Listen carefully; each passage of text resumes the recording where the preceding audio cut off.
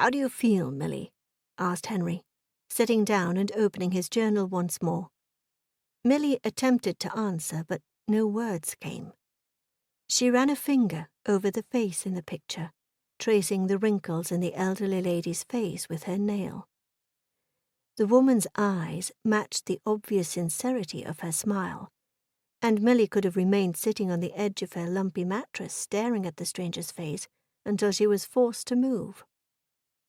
Henry did the forcing. He leaned forward and plucked the photograph from Milly's hand. "How do you feel, Milly?" he repeated, his voice soft. Milly shook her head and put a hand over her chest. I'm not sure," she muttered. "I think I feel fulfilled.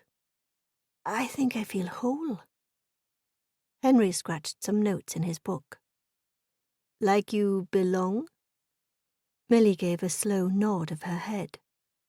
"Yes, I feel like I belong." "Good," said Henry.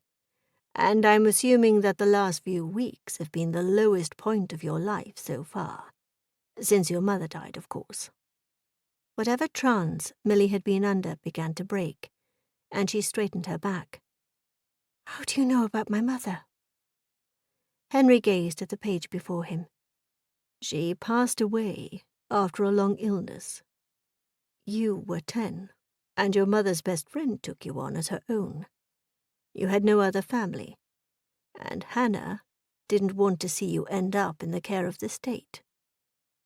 Milly closed her eyes to prevent tears. "Yes," she said. "Open your eyes and look at me, Milly," said Henry.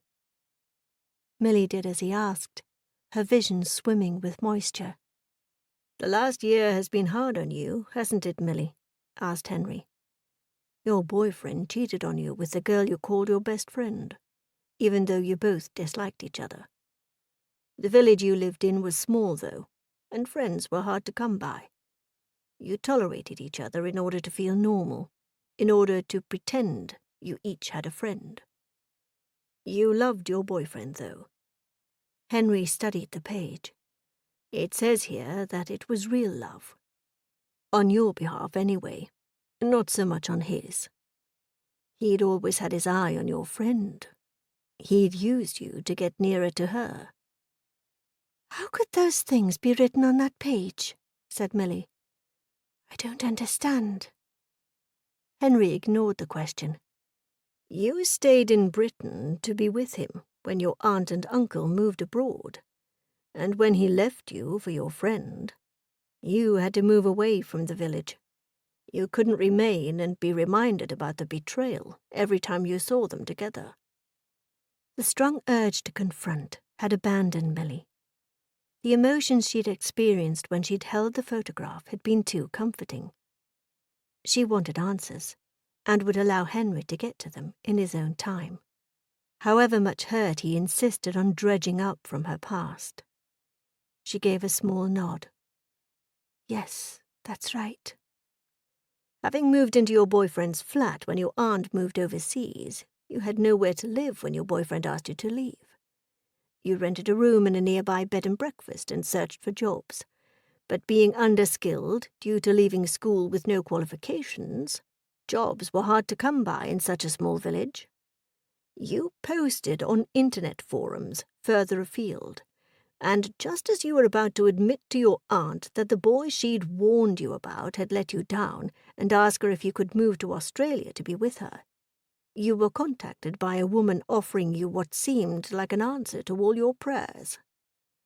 "She said she'd seen my post on a forum and clicked on my Facebook page," said Milly. "She said I had just the sort of face she was looking for." "People like her send messages to thousands of people, hoping to find somebody like you," said Henry.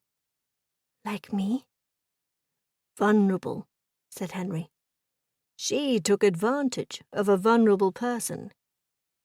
You didn't want to admit to your aunt what a terrible mistake you'd made by staying in Britain for a boy who betrayed you. So you jumped at the chance of moving to London to live a life of what you thought would be luxury.